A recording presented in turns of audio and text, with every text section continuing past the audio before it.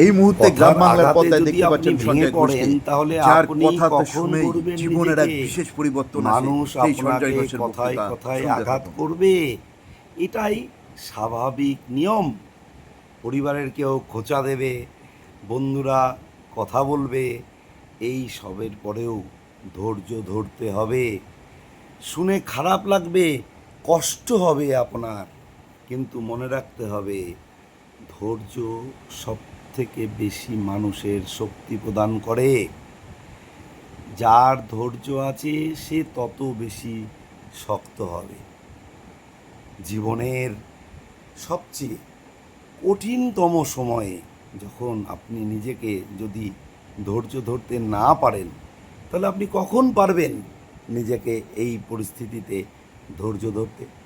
পরিস্থিতি ভালো হোক বা খারাপ হোক, নিজেকে শান্ত রাখতে শিখুন, নিজেকে শক্ত রাখতে শিখুন। ধৈর্য না ধরলে আপনি কোনো লড়াই জিততে পারবেন না। চলার পথে কাঁটা থাকবেই, কিন্তু কাঁটা ছাড়া জীবন জানবেন আপনার সেই রাস্তাটা সঠিক নয়। তাই যতই কষ্ট হোক, ভেঙে না পড়ে নিজেকে ধৈর্য ধরুন, কারণ ধৈর্যই হবে আপনার সব থেকে বড় শক্তি। ধৈর্যই হচ্ছে সব থেকে বড় জীবনের শক্তি। আর একটি মূল্যবান কথা,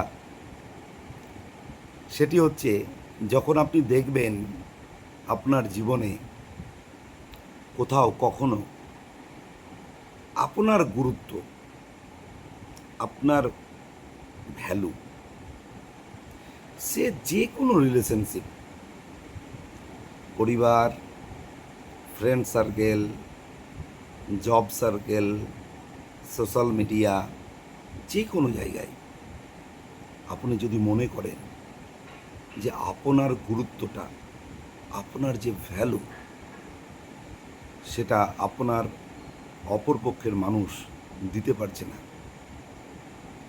প্লিজ লড়াই করবেন না, যুদ্ধ করবেন না, ঝামেলা করবেন না, জাস্ট কুইট।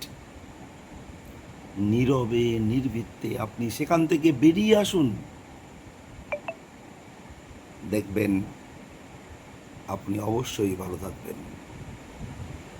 আপনার ভ্যালু একদিন আপনার সামনে তারাই ফিরিয়ে দেবে। লড়াই, হিংসা, ঝামেলা, প্রতিশোধ কখনো এইরকম নিজের আরও মধ্যে তথ্য নিয়ে জানতে হলে আসবেন না। চ্যানেলটি সাবস্ক্রাইব করুন। শুভরাত্রি।